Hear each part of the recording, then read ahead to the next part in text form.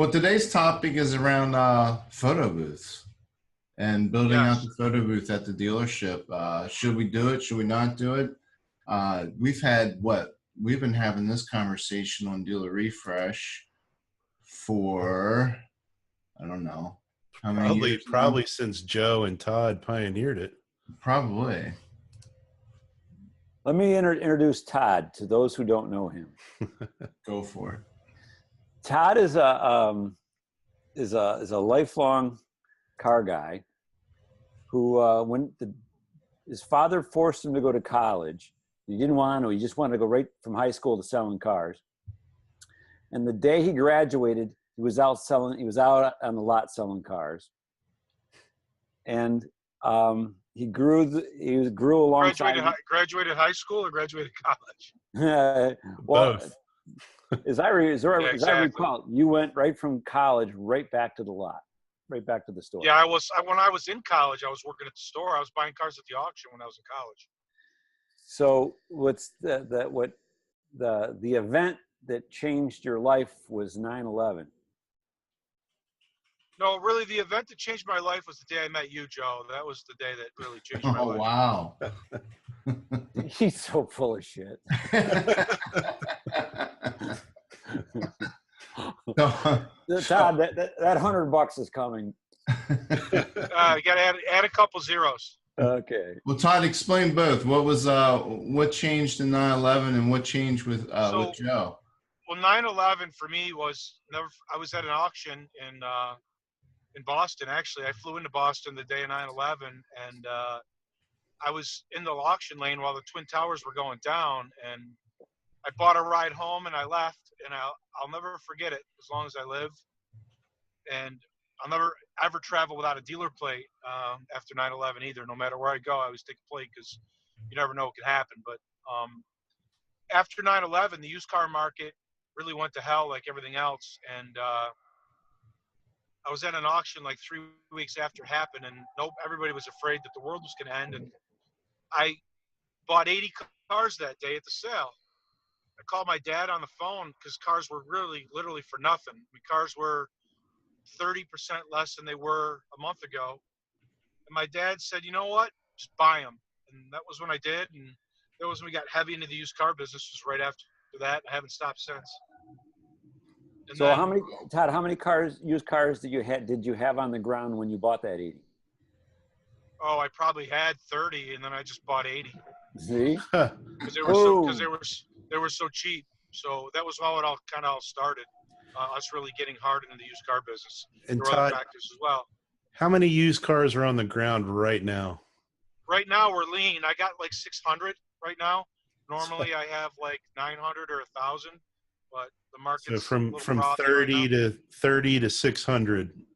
Yeah, 30. Well, normally we keep closer to 1,000, but like I said, we're a little lean right now. Working on my turn. Yeah, you're working it right now. You're just yes. For everyone who's watching it. Where are you right now? Where are you leaving?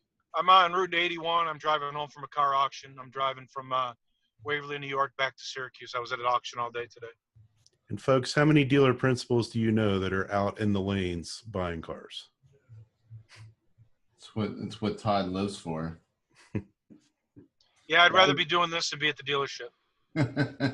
So what was it? What was the other changing? Whenever you we may have lost Todd. There he is. When you met Joe, other than So Joe, when did I meet you? When was it? Dear God. 2004. Yeah. So Joe, you came to visit me, didn't you? Yeah. Yep. I heard. I remember when you came to visit me because you said that. Yeah, I worked for a small Chevrolet. I worked for a small Chevrolet store. I worked my way up and was their marketing guy, and then I got let go, and the dealer principal put my assistant in my place. That was a cool story. And then so I spent many months working Dealer Refresh, literally. And then through the grapevine came this suggestion that I go visit Todd to be for the marketing job. And he and I sat down, and I instantly knew I had an entrepreneur in front of me, not a car dealer. Yeah. And Todd knew that he had an entrepreneur in front of him, and the two of us struck a deal. And that really began my journey of learning. Two ways. I feel the same way. So Todd goes so fast. His mind is so fast and so intense. I says, Todd, I'll follow you as best as I can, but I will always be behind you. My job is to not lose sight of your wake. And I just keep chasing your wake because I know you're out there, and I just keep running after it. So, Joe, how long were you at the Chevy dealership? 3.5 years. Okay. And then I was with Todd for 7. Okay. Ish, roughly. And then prior to that, you weren't even in the automotive industry.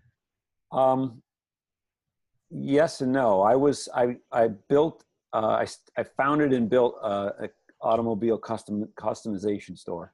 Okay. We built, we had started out with a three bay garage behind a house, and in 4 years it was a multi-million-dollar business with 3 roofs and 50 employees. Wow. Yeah, and so all we did is everything that you could put on a car, we did it, everything. So Customization. yeah, because people were buying cars from guys like Todd, and then they would want to put a radio in, or window tinting, or pinstriping, or a sunroof, or roof racks, or on and on and on. And so you were basically you were merchandising. Okay. Yes. Right. You know, I mean, you were adding customization. What were you doing back then to merchandise the vehicles in a sense for advertising? Was there anything going on back then? Are you saying, was I working with dealers? No, whenever you were working for yourself and you were adding all the products to working with the dealerships, adding all the products to the trucks, the cars. I wasn't working with dealers. Okay. It was retail. They would go and buy from a dealer like Todd, and then it would turn and then come to an aftermarket store like mine. Okay. And they'd write checks for 4-figure checks, and yeah, it was crazy. It was just crazy. And then the OEMs got smart, and they started putting in 10-speaker sound systems, and you know, and moon roofs, and all the things that we did that the OEMs hadn't thought through. So remote starters, thousands and thousands and thousands of remote starters. What year was that? 86 to 96.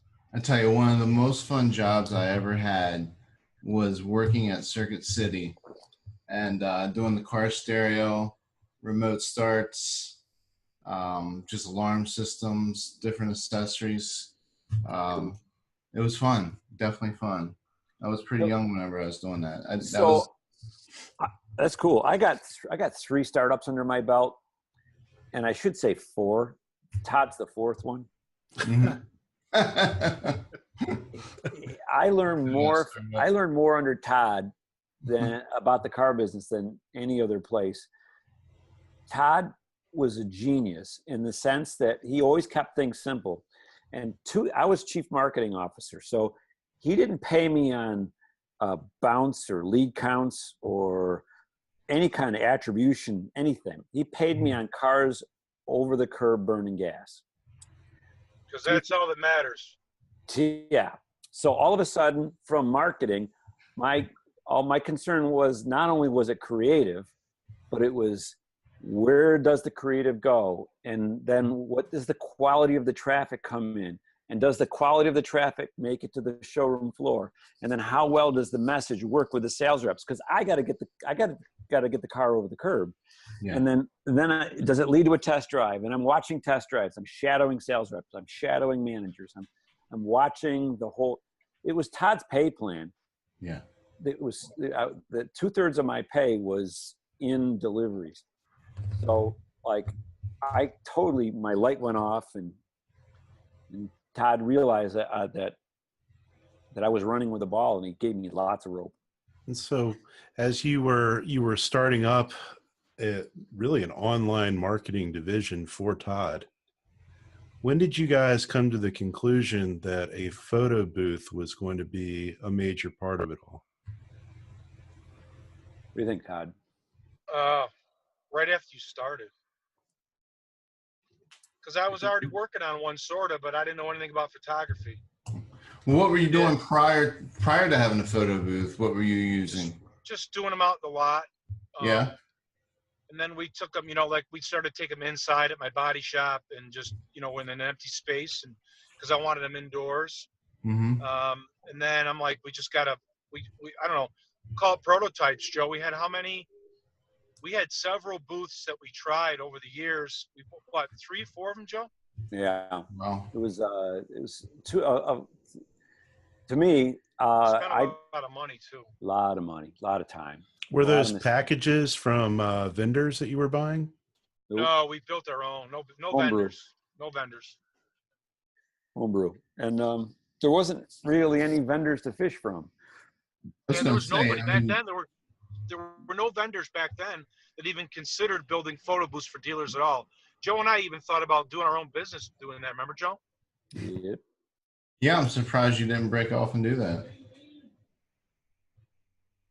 So prior to doing the photo booth, you were just taking the photos outside, maybe inside. You said something about the body shop. Yeah, in a body shop.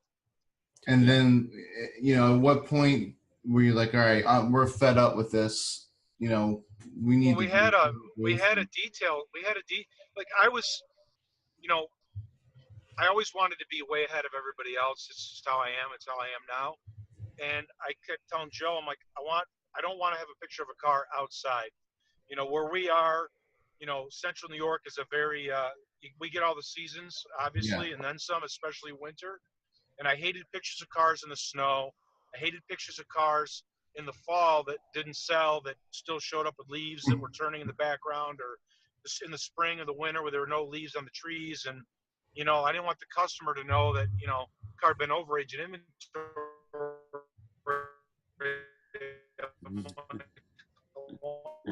Same shots. So that's why I set a booth and a paint booth. To me, everybody uses people are using the computer to shop for a car. Our salespeople use our website to sell cars from, and I wanted perfect pictures, and that was how we started. Well, I think that's how a lot of dealerships get started, and especially, I always feel for. I'm here in Maryland, so we deal with the same thing all 4 seasons. And there's many times we've got, especially with new cars, maybe the car has been sitting on the lot for a while, because we do take photos of all of our new cars. And you look in the background and there's snow, and it's it's June, July. What's wrong with that car? Yeah. I hate stock photos. I can't stand stock photos. So, in our new cars too, all of our new cars are all done in the photo booth, every single one of them. And I got 500, almost 500 new Chevys on the ground right now, and there's about 10 cars on my website that don't have photos. All my new car, all the other new cars have photos. So, and of course, you're losing sleep over that, right, Todd? It drives me nuts. I can't stand not having photos. Well, no. So we started having this conversation on DealerRefresh back in. Let's see if we can find the date on this. Oh my gosh, 2009. So almost 10 years ago was the first post on DealerRefresh, and it was titled "Setting Up a Photo Booth."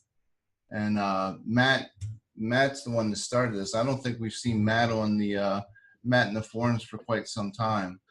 I don't know if he's still around or not. But I guess he was asking a lot of questions around photo booths, how to get started, where to get started. And of course, the second person to comment was Uncle Joe. We've got some broken images, so we don't see that anymore. But I think Joe, I Joe's mean, the second person to comment on all threads between 2009 and 2015 or so. at least, at least. So I go back further than that. I probably 2005. Well, we didn't have the forums before 2009. Okay, never mind. yeah, I think 2008, 2009 was the first year, right? Yeah, I think so. Yeah, something like that. We'd have to go back and look. So this was one of the first threads. I guess it probably was. Yeah. Jeez.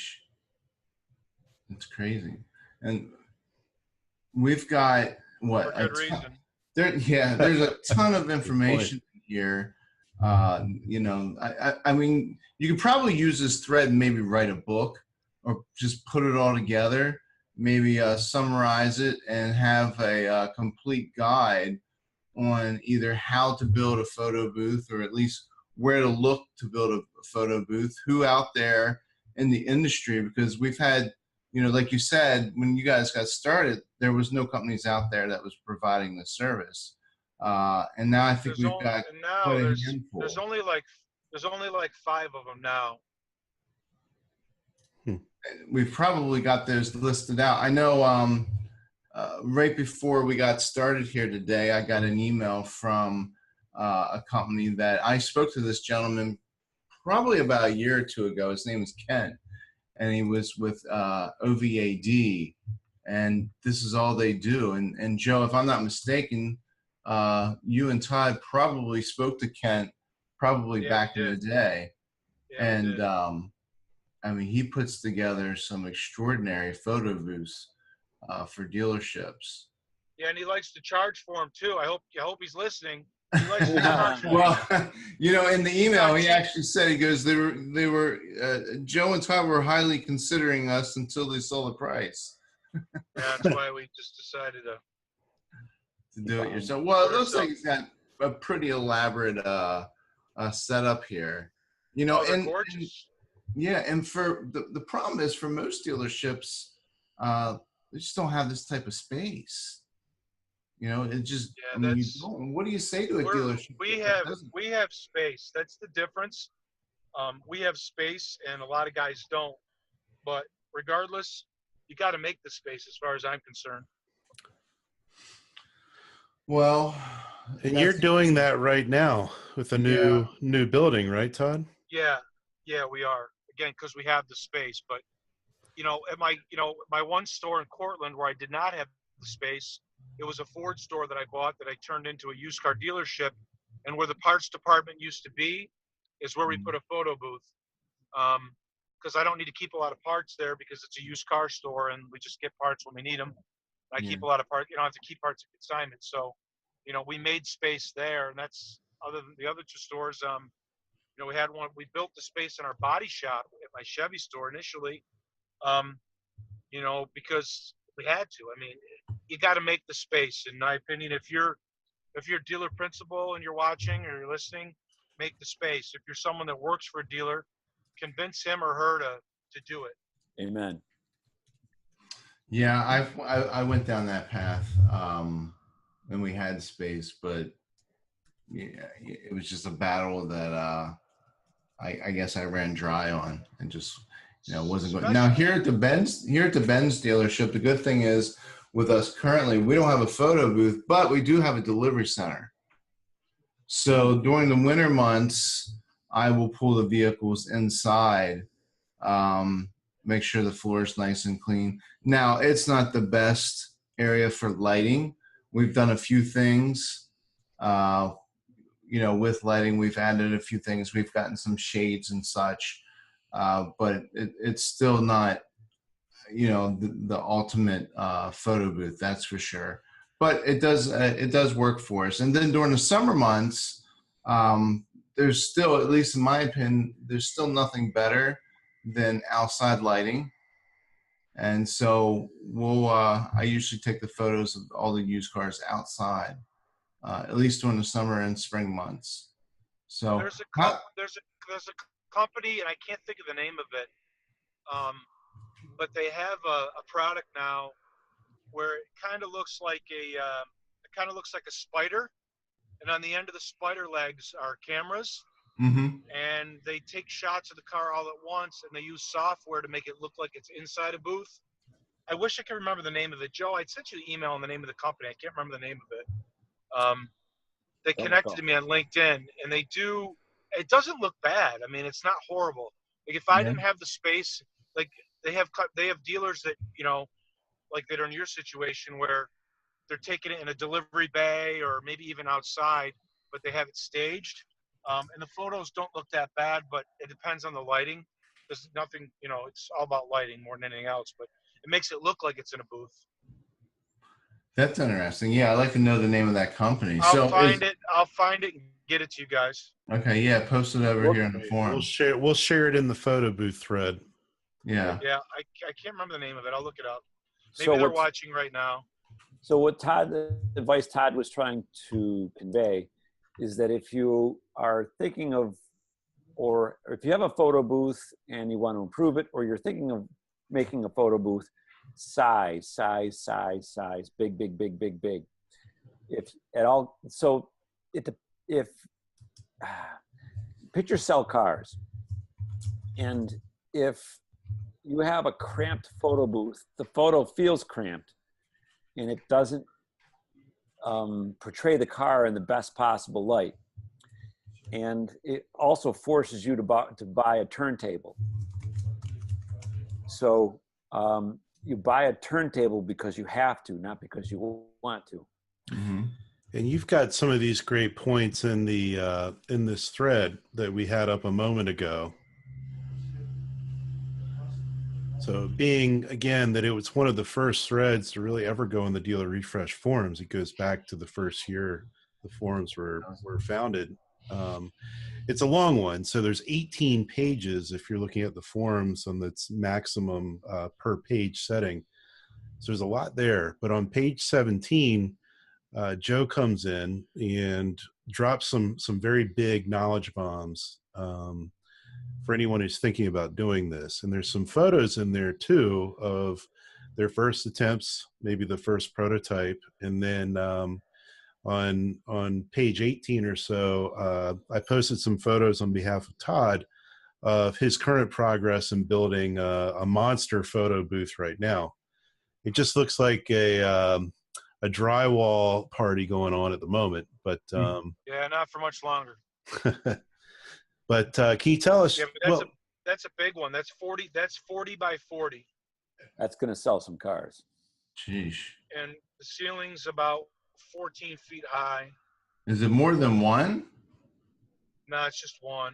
Okay. That's on the end of we're building a 9,000 square foot reconditioning center, and Okay. that's on the end of it. So as the cars get finished being reconditioned, they're going to go right into the booth and get photographed and go out the other end. Now, Drew Ament just came in, and Drew's always got something pretty smart to say. Yeah, hey, Drew. And he was just saying that a photo booth, let's say, is equivalent to about parking spaces for 10 cars. And it's worth giving up those 10 cars for a photo booth. So on that thought, how would you say the photo booth or better photos have helped your sales? Well, first of all, I could say 100%. It's definitely increased my sales. I mean, it's difficult to measure, but when I judge it by what customers say when they come in, they always say, we love your photos, we love your pictures. If you look at the world we live in today, trying to sell cars online, we all have to advertise on third-party websites. And what a better way for your car to stand out versus someone else's on Car Gurus or Kelley Blue Book or Auto Trader or Cars.com. If you have beautiful cars in your photo booth, whether they're new one or used ones versus pictures that are out on a lot or pictures that are in a really shitty photo booth, skewed by language. You're fine. Yeah, but totally. It makes, you know what I mean? Seriously, I mean, even if your price is a little bit more, if your car is in a booth and it looks better, I think it helps the gross. You think it does, or have you been able to track that, Joe? I'm sure. I know you track everything. What is the attribution of a photo booth, fellas? Nope, don't even try to do it. So we all have been given instincts, and we all know that pictures tell 1,000 words. And we all know that customers don't know cars. And that we all know that customers, after a while, decide which store am I going to go to for the most productive experience. I'm a car shopper, and I need to go to a store that has the biggest selection of things that interest me, cars that interest me. Mm-hmm. And those photographs, without words, display a car that's so clean and nicely presented that I assume as a shopper that the rest of the experience is going to be of this high quality, this high caliber. So Mm-hmm. it raises the standard of the expectation of the shopper, which makes them more likely to come into the store to shop. So take new cars, right? Do you want to buy a new car that you see on a stock photo, or a new car that you see the actual photo?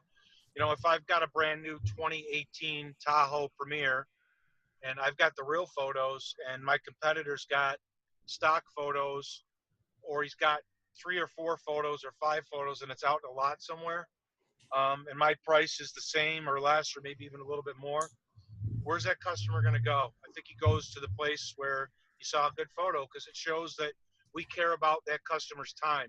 You know, that's what I always tell my salespeople, my managers, you know, our customer's time is valuable. Time is extremely precious. We don't, none of us have enough time. And we need to make sure that the customer's time online is used efficiently as possible. And I think a good set of photographs shows customers that we appreciate their time. So we hope it does, right? I wish there were some studies to back this up. I know it does. I know it does. Can I say something? No. I'm gonna. Too bad. Love you, Jeff, but here comes a little bit of hardball here. Go ahead, Joe.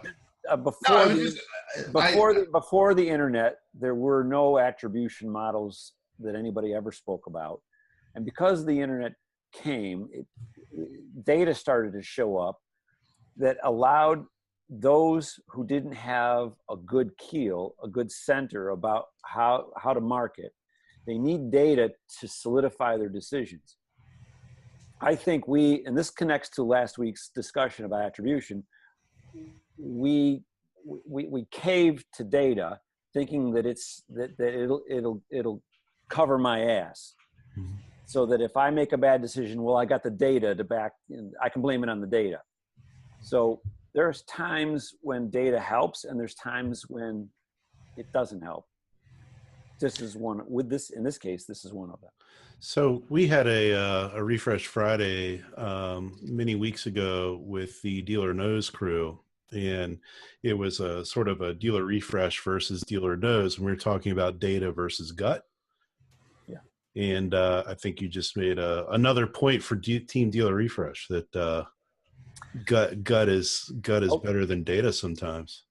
But but to have fun with the idea, and this is you got to argue both sides.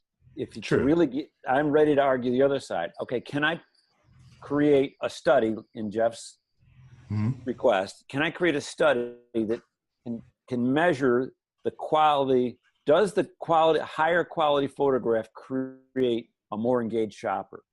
See the way that I created the question. Can a photograph influence engagement? And that's where I think it increases time on site without a doubt. And repeat visits. There you go, Jeff. Well, where's Sean Berna when we need him? Yeah, well, Sean and you know, one of our other great sponsors is Cars.com, and I'm sure that they've probably have some statistics that show, you know, the default generic photo or stock photo per se up against a real photo. I'm sure they've got some stats around, you know, at least the click through, maybe engagement on a BDP and such. So maybe I'll reach out. I'm sure maybe Ed's probably listening. Maybe he could chime in and has something to say about that as well. Again, I'm not trying to be devil's advocate on this by any measure. I mean, I was taking new car photos years ago, and I had the exact same outlook. And hey, new car photos, it confirms that the vehicle is there at the dealership. But I also know that we've got some dealerships. I just had this conversation last night, and matter of fact, it was with my wife, and we were going through inventory, and she's like, well, this dealership has 500 new cars. She's like, but they don't have any, they have no new car photos. They use the stock images. And I was like, well, it's not easy to have a process set up to take photos of 500 new cars. Now I don't know how many. I know you're usually about 1,000 cars, Todd, and I know you've got new as well. So but you're an exception to the rule. You've got one hell of a process. You've got photo booths. Well, you have a new photo he's booth. Also an invested leader, and when the leader says do it, people. Well, there you go. There's a big difference. Alex, it's done. So, Jeff, I want to know why you and your wife are talking about dealer photos at night. Why are you not? Why are we doing that? Well, I wasn't quite at night. I mean, it was right around dinner time.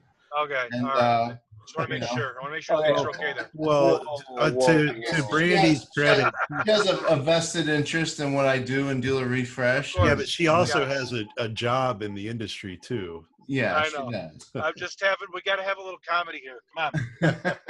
Okay, you want to have some comedy? Try working for Todd, and you get the 5:30 in the morning emails while he's on his treadmill. Yeah, that's not comedy. That's headaches. I was a vendor for Todd for a little while. That was fun too. That's mental illness. That's what that is. That's mental illness.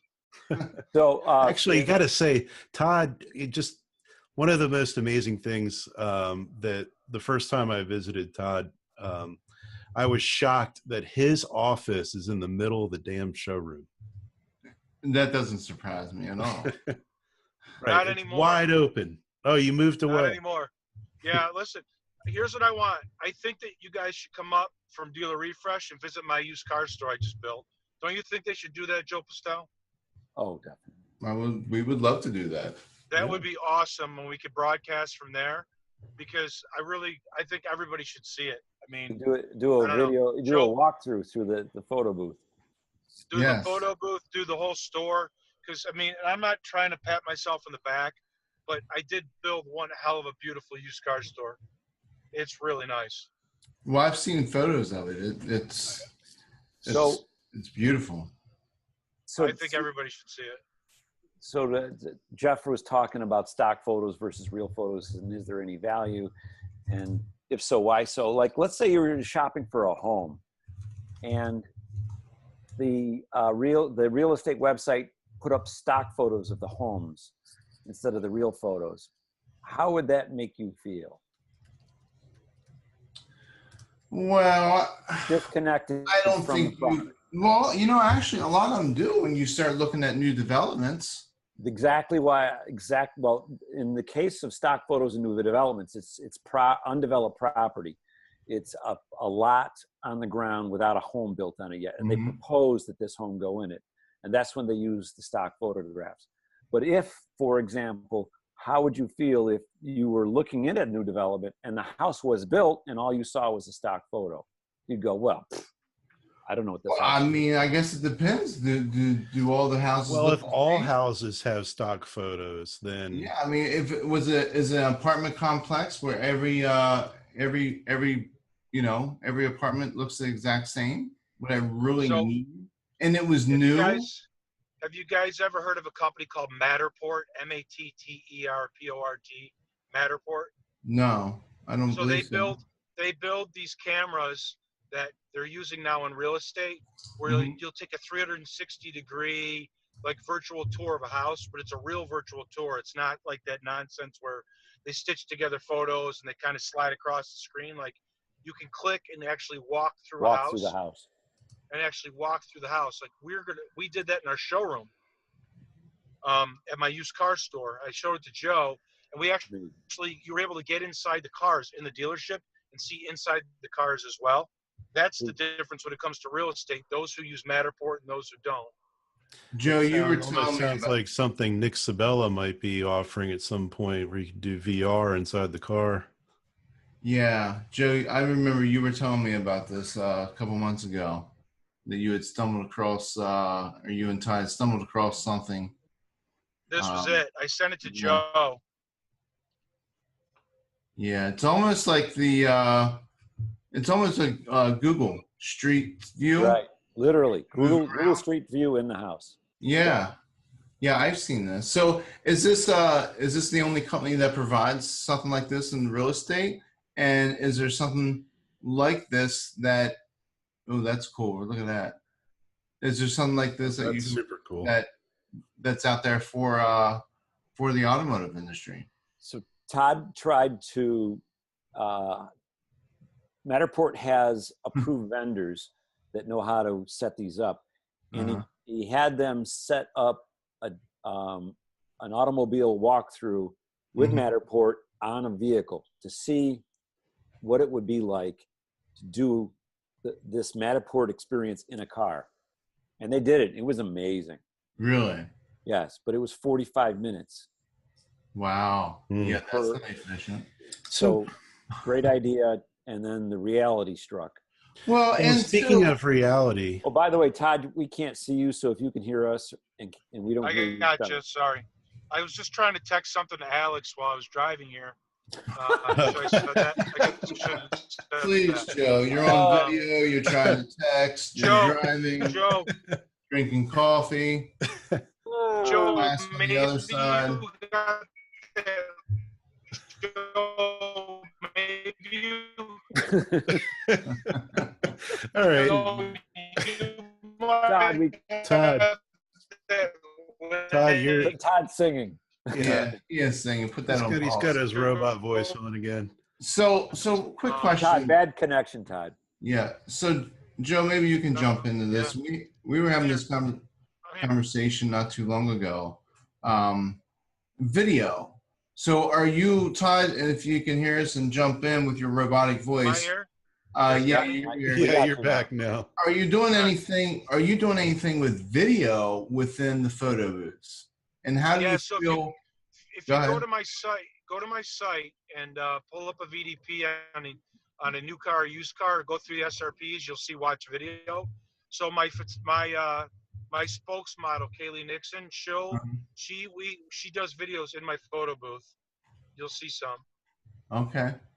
Joe, sorry, Jeff. There's a link in the photo booth thread to a Chevy that he's doing some. That's current? To a Corvette. Okay. That's well shown.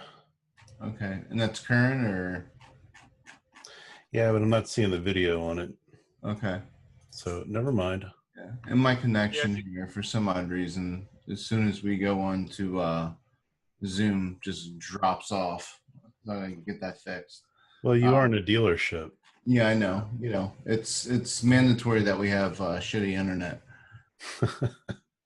So while you're trying to pull that up, there are some things coming up on Facebook that we should address, and I think there's two that are really outstanding. One of which I'm quite interested in as well, and we'll probably save that for after we tackle this first one. But Sean Long was asking about photo overlays, and whether there's any value in those.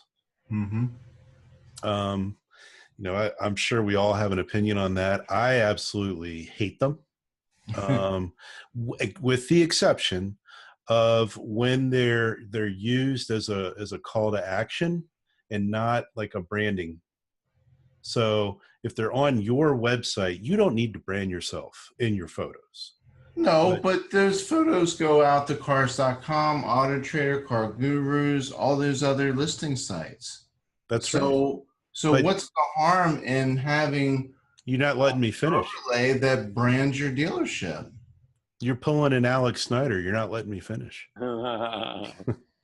Yeah, I learned from the best.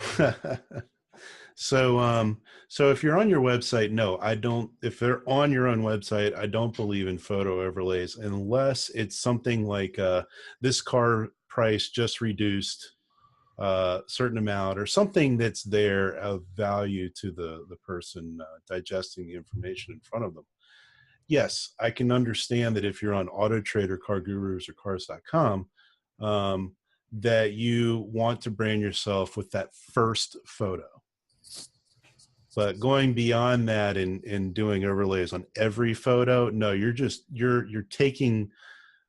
putting a bad experience on things for the consumer. In what way? Well, you might be overlaying a feature that they're trying to figure out if the car has on it or not. Well, I mean, are you talking about overlays that overlay the whole vehicle, or just like an overlay that hits the lower corner, the lower 10% of the photo?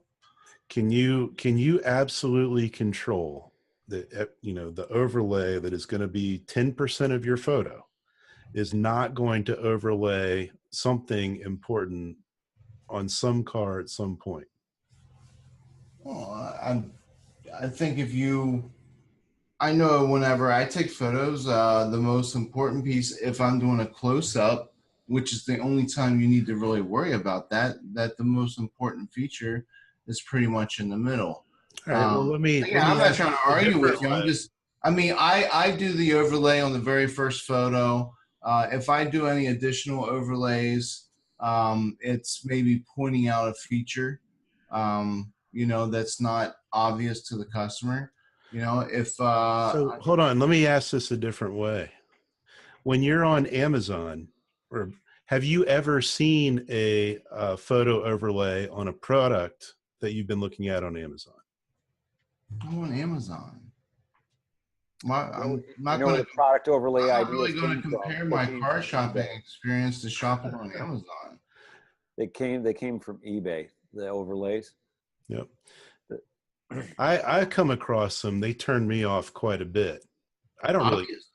Yeah, I mean, I'm there for the product. I'm not there for the business. So you know what a product overlay can do for you? Then, so then what you're saying? We're going down the rabbit. We're going down the rabbit hole. Reputation management doesn't matter. Reviews doesn't matter. It's just all about the car, and heck, salespeople don't even matter. Let's just buy a car online and call it a day. Yeah, Dan Van Wert's got a good one here. Just have the second photo be the same as the first one without an overlay. You can do that. I've done that as well. Dan comes to my rescue. But if I'm not really covered, I make sure that first photo is set up properly, where our overlay at the very bottom takes up maybe about 15% of the photo. It's the only photo that gets the overlay, and we move on. It looks great. It gets the message across. We've got our 5-star reviews in the overlay. We're branding the dealership. Used to do a call to action, but maybe a phone number's in there. But Car Gurus likes to cover up the photo because I don't pay the money. And so I think what we're saying, Joe, so we can move on from this. I don't want us to get away from the whole point of photo. is just do it on the first photo if it's not on your website. Sure. There we go. There's your answer. Cool. All right. So the second thing that's been coming up is what's the process for the photo booth? Well, that's most important. Yes.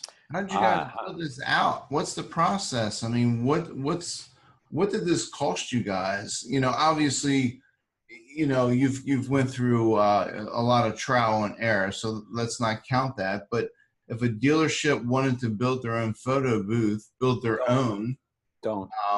where would they go? Is there some blueprints, and what would the average price be? Can't tell you, it's a secret. A lot. Well, we don't keep secrets here on DealerRefresh. No, so we don't have any blueprints. We've just kind of done it. So, and we did it by trial and error. I can tell you cost-wise, it's been 30 grand range. Okay. Give or take. Yeah, 30. but I'll give you an example. So I get an instant message on the dealer refresh forums from a dealer in Arizona, and he's running a Ford store. He's building his own photo booth. He's 8 months into it, and he sent me the photographs, and it was a travesty. It was Poor guy. yeah. He's 8 months into it. And what it was is he started out thinking that, well, you know, it's 4 walls and some lights, and off you go. And just like I did when I first started. And Yeah, how difficult can it be? and oh man, Todd thankfully gave me lots of rope, and it was hundreds and hundreds of hours. And the really it took so long to do. It was yeah. So Yeah, and by chance too, Joe, remember? So by chance, my general contractor was on a flight to Florida, and he happened to be sitting next to a guy on an airplane that lived in the area who photographed engines for a living, like tuned up engines for like Hot Rod magazine. Huh. yeah. And he started talking to him, and he said, yeah, I'm building a photo booth for Todd Caputo. And the guy had heard of me because he lived in my market. And then we ended up actually hiring him to consult just to make some recommendations on lighting. Remember that, Joe? Sure do. Wow. That was pure Well- coincidence. Well, yeah. Yeah, So I mean, you've got the booth part, which of course is enough, but then you got lighting. Well, the You lighting's know? the most important part. That is the booth. That's why you And- do it. And maybe you know, if a dealership has the opportunity, maybe they don't need to build a complete booth, but they've got a facility such as we do here, where maybe it's a delivery bay, and they could It won't work. that and Won't get work. the right. Won't work. No, it won't Well, work. not You at, gotta not have at the Todd the light- standards. the lights gotta come off the floor the right way. The lights gotta come off the walls the right way.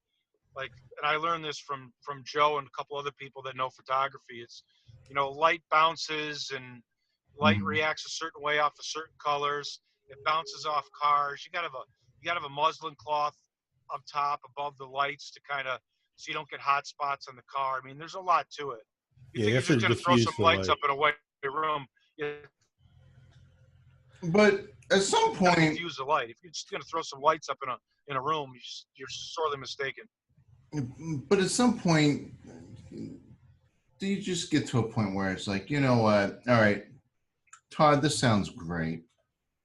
And obviously you're very anal about this stuff and you're a perfectionist. And with you being the owner, you've got the flexibility and the you know, you can make the decision. But at the end of the day, I mean, does a dealership really need to go through? I mean, let's be real. Do they really? I mean, it's a lot of money to spend. It's going to take a while to recoup that money. And how much better is it really going to be? Now, Todd, I'm with you 100%. You know, especially if you're a dealership and you're in the Four Seasons area. But then again, how hard is it just to pull the car back and let's redo the photo shoot because, you know, there's no longer snow on the ground. Todd's selling 5,000 and 6,000 cars a year. We don't have time to pull the car back and reshoot it. Period. Okay. We got one shot. But you got money and time to build these big ass photo booths. So you divide the photo booth has a life. Let's say it's 10 years. Okay. Divide the cost of the photo booth divided by 60,000 cars going through it. Mm-hmm. Then the photo booth is pennies. Probably and- makes Good sense. it's very good ROI.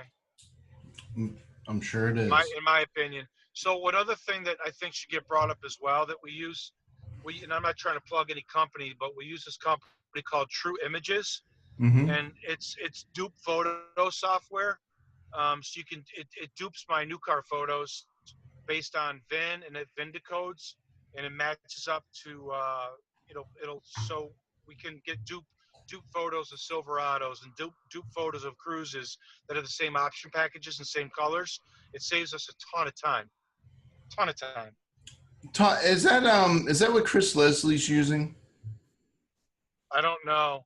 I don't know who else uses it. Alex? It's True Images. They're out of Rochester, I think. I know Chris Leslie. I believe it's Chris, right? I think that's using Glenn Garvin's that. company. They're It's only Glenn Garvin. It's Glenn Garvin's place. Yeah, Yeah. it's Glenn Garvin's business. And we also use it for used cars too, like for program cars and rental cars. So we're using it for those as well. It saves a ton of time. By the way, Jeff, there's a link I just sent you. Yes. Todd sent over to me. Why don't you put that one up since you got one of Todd's cars with a stock photo. I'll pull it up here. And I threw some comments into the Facebook stream. So there's a link that Todd sent over for one of his videos. Okay. I'm pretty sure that was Chris Leslie there's a service out there that they've taken actual photos of vehicles, but they match it up to, whatever package that the car has. So if it's got, I guess, like running boards, or it's got some type of performance package, it actually, and no matter what color the car is. So I guess they've gotten their hands on every different variation of a particular make and model, and they've taken one photo, and again, of every single color, and basically they've got their own stock imagery, but it's true images of the car, and it completely matches the actual options on that vehicle. Yeah, that's True Images. Yeah, and you would have no idea, really, you wouldn't have any idea that it was a stock image. Todd, I like that. And I don't know where. So, Jeff, go ahead. let's compare. Take a look at, go to the UsedCarKing and pull up he's got a 15 Benz CLA 250 all-wheel drive. Let's look at the photos of that, and let's see if you have something similar on your site, and let's compare and contrast. There is going to be a difference, and is it significant? All right. What year is it? He's got four Benz here. He's got a 15 Benz CLA 250. It's red. I just grabbed it. Yep, I've got it here. It's red.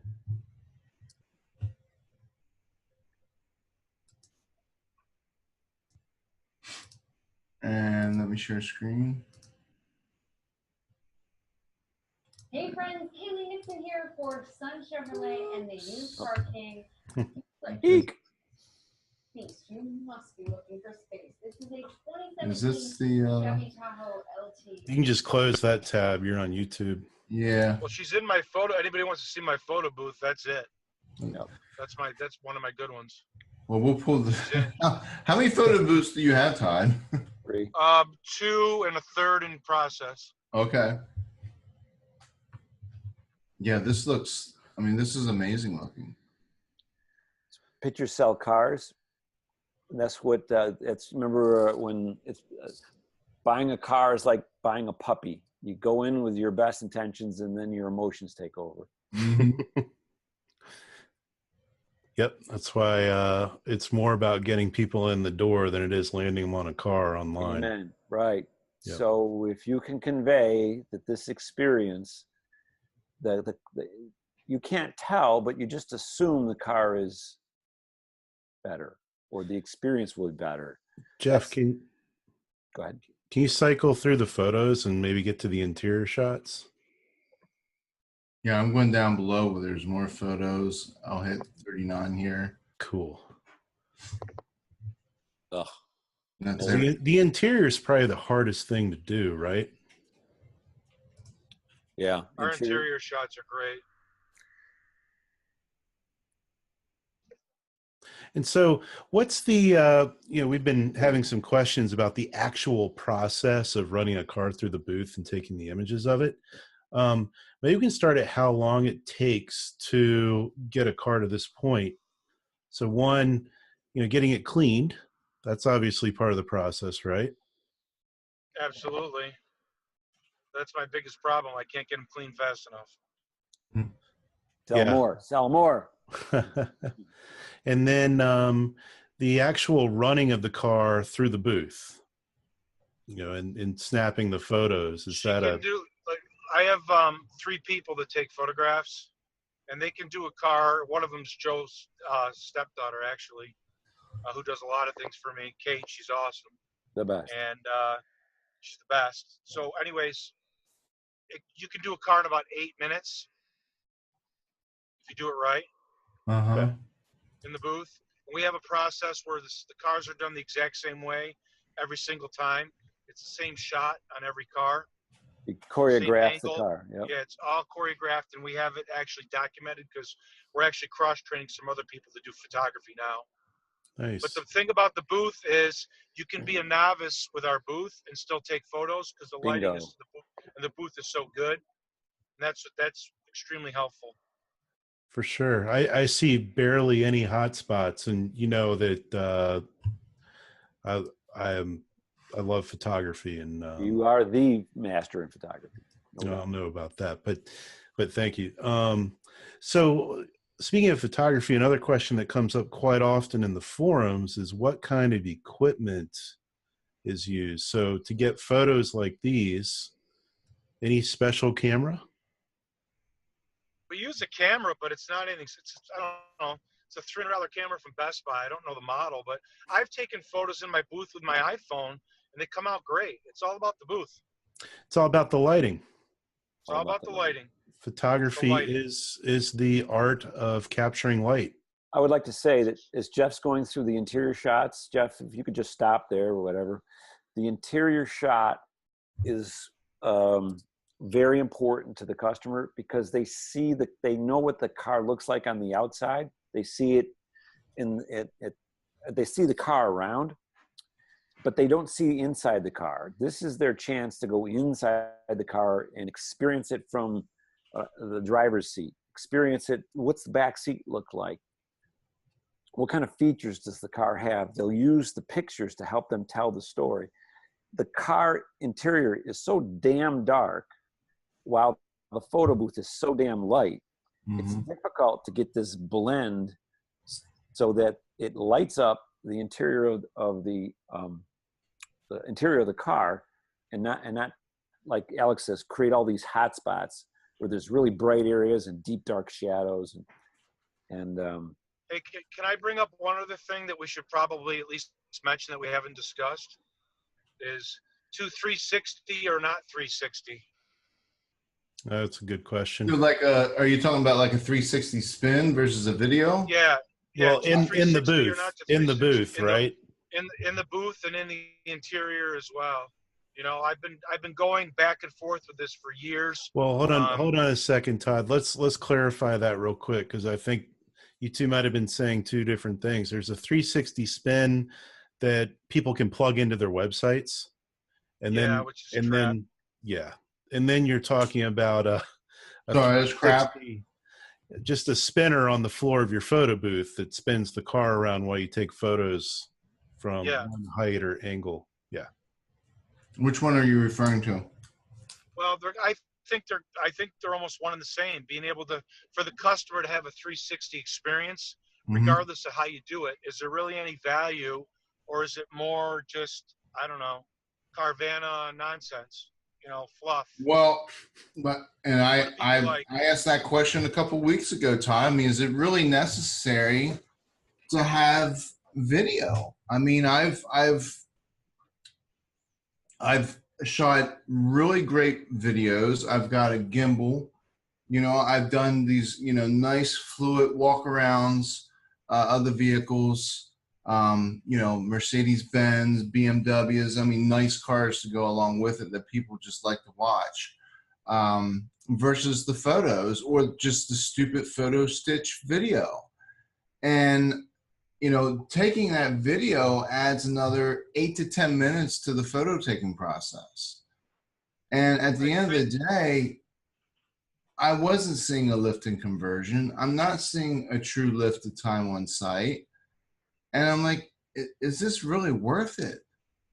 So I've cut back, on taking actual video walkarounds of our inventory. Now, where I do think it can have play a big difference is is that's if the salesperson goes out and does an introduction video of themselves and then maybe uses the video to continue to answer maybe some of the questions that the customer had in the original lead. I think that's where video comes in. I agree with everything you just said, 100%. Now you've got. I disagree with everything you just said.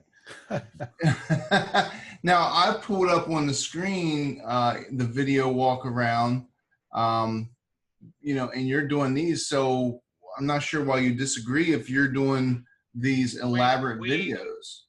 We haven't done those in about 4 months.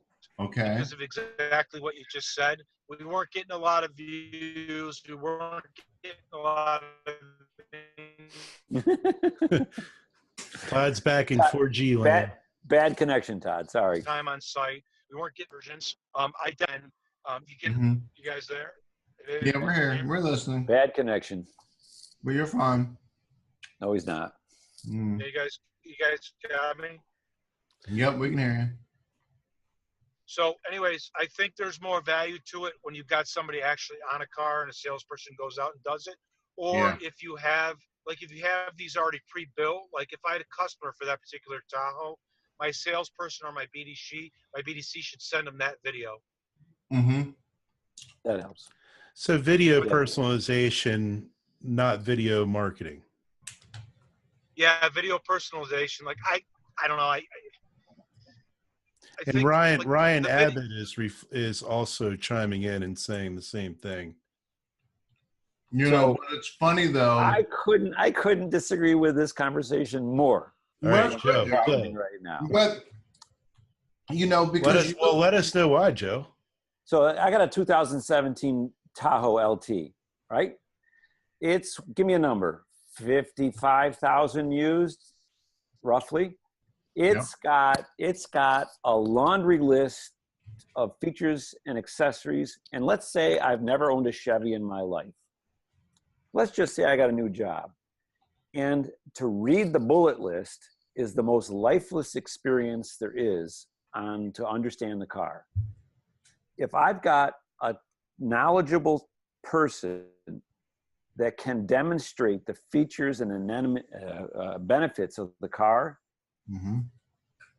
it becomes an experience that's more engaging, it's more informative, it connects with me. And I will say another thing, will it move the meter?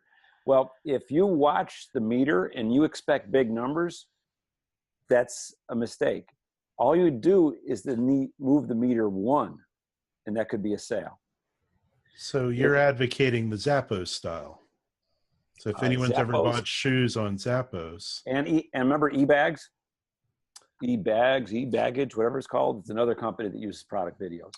I never used that one, but definitely I've used Zappos. Yeah, so it's a shoe, right? I'm talking about $55,000 of complexity and used. So if it's an experience that fits the car industry perfectly, the video experience. I know, but I mean, again, videos on 1,000 used cars. So you don't do it on. Well, actually, I should take that back. The ones that are most important are on the stuffed up units, the super well equipped vehicles, the ones that get all the gross, the ones that are highly complex. The pile them high, watch them fly payment cars, there's no reason to do it on it.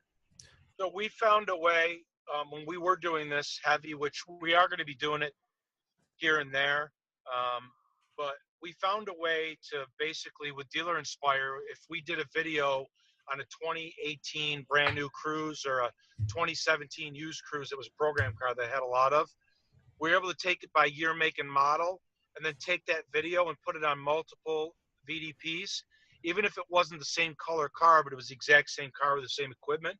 And it saved, it helped us get a lot of videos on a lot of VDPs, even though it wasn't the actual car.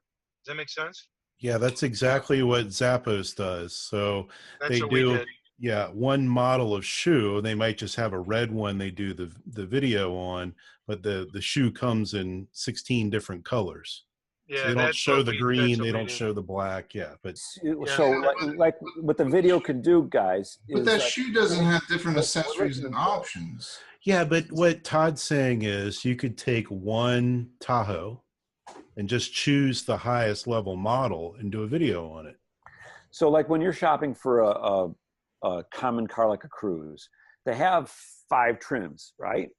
And one of the things that drive customers nuts is that why can't I have a sunroof? Or which trim has the sunroof? Mm-hmm. Or which trim has the backup camera? Oh, they all have the backup camera. Okay, so what the video can do is walk the consumer through, yes, Mr. Customer, we have this Chevrolet Cruise for you, but we have all 5 trims in stock here, and here's what the different trims can do for you. So you can use video to get a customer engaged with thinking about coming to the store to complete their visit. So essentially, now this is, I'm not taking a side in this either way, intentionally, but because I agree with everyone here. However, if somebody was looking for a process for doing this, you take an assumption that a vehicle is going to be on a 3 to 5 year platform. So you're going to have the same, essentially the same features, the same body, Yep. some things. So you could go through once a year and just do a video on the highest trim level of that particular model. And this works obviously for new cars better than used cars, but you could also focus this on car, your used cars that if you're franchised and you're a Toyota dealer, you can do it on your Toyota used vehicles. But just go through and you're doing a video once a year on the highest trim of that model. And you're talking about maybe what, if you're Toyota, how many models are there? Like 14? Yeah. Something like that. So you're talking about 14 videos. If you have That's to pick what we did. you have to pick and choose your fights. And so I would go for the most expensive units first and see if you can get a process down.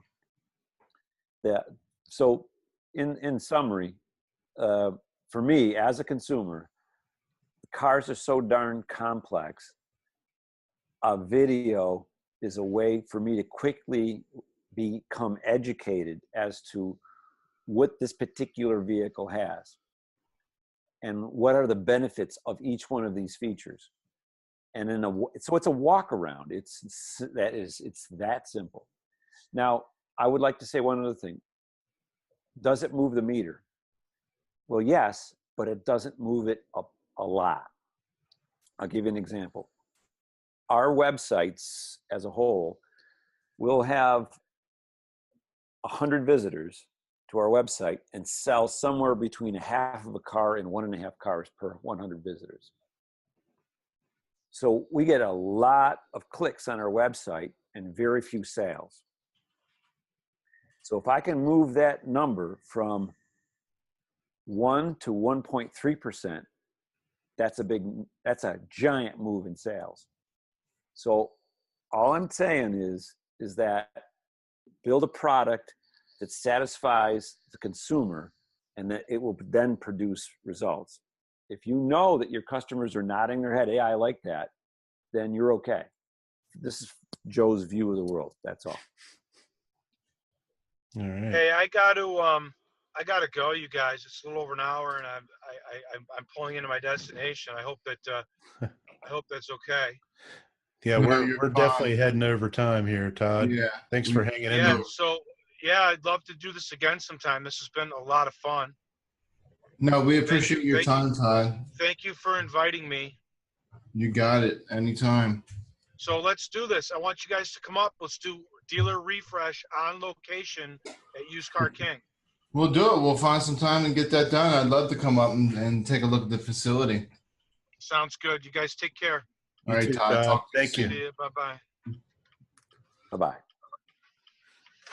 All Well, lots of agreeing and disagreeing and agreeing to disagree. right. At the end of the day, you got to do what works for you. Yeah. No, you do. And it's it's not easy. I know there's a lot of ISMs and sales managers sitting here and watching this, and I'm sure they've tried to fight that battle and be like, man, let's have a photo booth. You know, at the end of the day, this is a smaller group, and whenever I was overseeing all the dealerships in the marketing, I was pushing hard for a nice photo booth, but we would have one photo booth to share between 5 dealerships. So it would have made a lot of sense. But you know, that didn't happen and things changed. I move on. Now I'm back here at the Benz dealership. I take advantage of the beautiful weather and we get some great photos. I've never had anyone come in and go, oh man, you know, love the car, but those photos look like shit. But you know, and then during the winter months, we'll take advantage of I take advantage of the photo booth. It's not the best lighting, but again, at the end of the day, it's like, how perfect does it need to really be? And I used to be so anal about it. And I guess maybe it's age, maybe it's laziness. I don't know. Maybe I've lost some of that perfectionist inside of me, but I think more it just comes down to, okay, what's really necessary? How can I be the most efficient with my time, the most efficient with the money, and what makes sense? And at the end of the day, what's really going to move the needle? And that's why, you know, I've started off taking the videos, these badass video walkarounds of the cars. And now I'm just like, you know what? That's 10 minutes extra each car. We're a small dealership, so I can easily do it. But looking at the stats, I'm like, it just really didn't make any sense. And who knows? Maybe I'll revisit, give it another try next year. But for now, as much as I hate to say, because I used to be so against stitched images as a video. That's not a video. And now here I am later, you know, the pendulum has sort of swung the other way for me. And I'm like, you know what? I hate to say the word, it's good enough, but it's good enough. It works. It gets the job done. I'll throw one at you there, Jeff. You know, my checkered flag days, we had a Porsche. We have a Porsche store, I should say, not had, still there. And it's my favorite store, actually. No. And, yeah. You had a Porsche when we first met. Yep. So anyway, we did 2 things with Porsche. We had a little bit of a management changeover, and we tried something new with a buddy of mine named Ned Klima. And he started ordering, it was a combination of this, ordering weird oddball cars. So instead of ordering nothing but Porsche black and silver 911s, he started ordering like yellow ones with red interiors and, you know, crazy ass things. And then I would try and help him blast that vehicle to the nation. And we'd also take photos of them and whatnot. And all of a sudden we went from selling single digit Porsches to double digits. And so there was quite a change there. So when we started doing all the things that you would need to move a car nationally to get somebody excited to fly in and take delivery kind of thing, which you can do with a Porsche, you might be able to do with a Mercedes. Things really changed. So do you think it was the oddball colors that you were coming up with, or yeah, I'd say that's a big part of it. You know, when you're the only one in the country with that car, yes, that makes a huge difference. But you also have to back it up with the merchandising that they expect too. Yeah. So. No, I'm with you. It's you know, I hear you. Take the same approach for every vehicle, and if you take the approach of hey, I'm going to merchandise this vehicle like I'm going to sell it to someone in California, what would it take for them to come purchase that car sight unseen? Let's roll that out across every vehicle that we have. But again, Porsche dealership, what you have in stock, maybe 30 cars at the most. Oh no, not even. Not even so. Yeah, maybe now we do, but back then, no. Well, I'm thinking new and used though, not just new.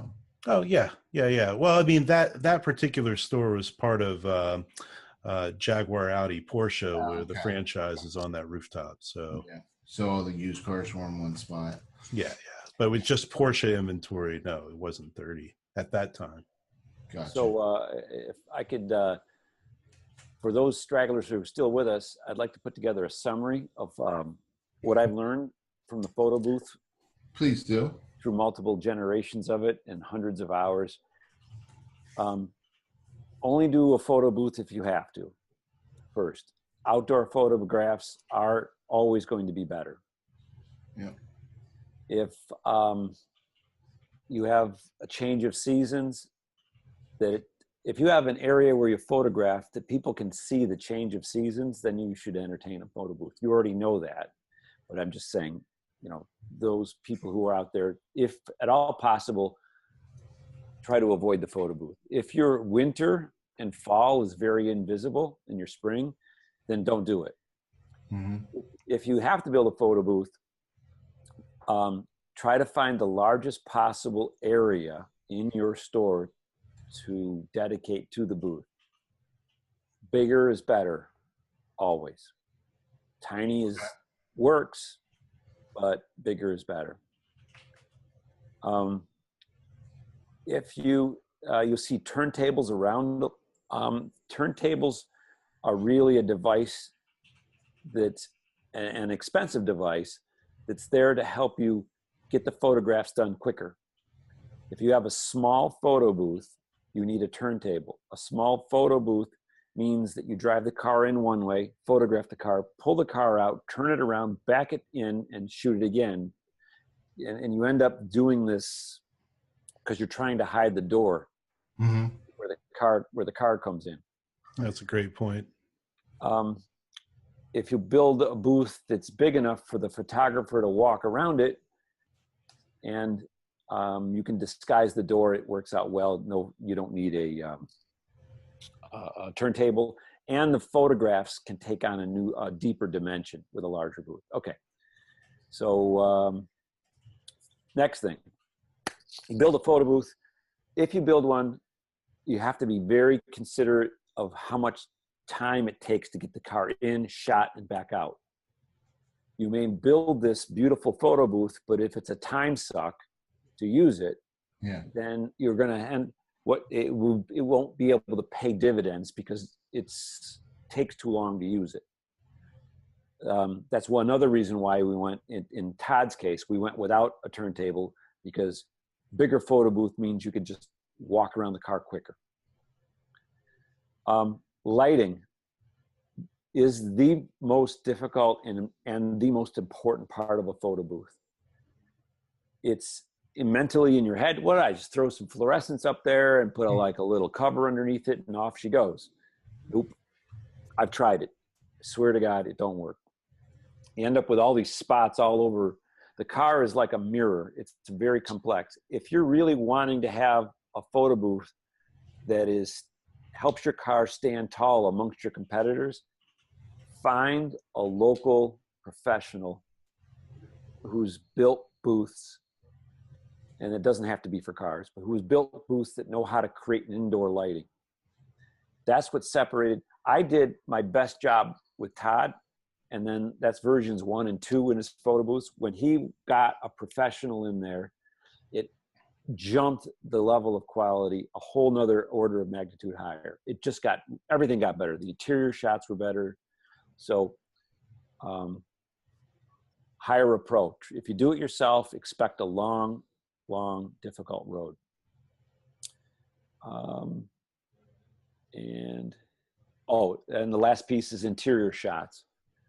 The photo booth, the lighting of the photo booth is built so that the light bounces off all the walls and then comes into the car so there's no shadows. Getting that lighting just right so the interior looks like $1 million it takes a pro. Yeah. So there you go. Nice. I think we'll have to cut that whole segment down to one really short video. Everything. Thanks for watching for the first hour, folks. Now here's 2 minutes of Joe telling you everything you need to know. Well, Joe, we really appreciate it. We appreciate the summary. Absolutely appreciate your time coming on, and same way with Todd. Again, this has been an ongoing conversation on Dealer Refresh since 2009, which is absurd to think about. And I have a feeling that the conversation hasn't ended yet. So I'm sure that thread will continue. If you're watching, appreciate you hanging in there. It's almost 20 after 2. I think this is our longest Refresh Friday ever. So good fun. But we'll be back here next week, same time. We'll have a recording of this up on YouTube. Be sure to subscribe to our YouTube channel. Although someone was telling me the other day that it doesn't matter if people subscribe anymore. I don't know. I need to do some research around that. Well, and next week. Yeah, next week. Have, Andy McClay from Dealer.com. Andy. Dealer.com has been, yeah, Andy's the bomb. But Dealer.com, unfortunately, has been getting bombed. So we're gonna dive into that one a bit. So any Dealer.com customers who are being impacted by the what's going on? SEO or revelation? Yeah. Something around maybe with mobile sites, and it's preventing their websites from being indexed in Google and such, or what? Well, let's find out next week. Friday, right? That's right. Sounds crazy. All right, gentlemen. We'll see you next week.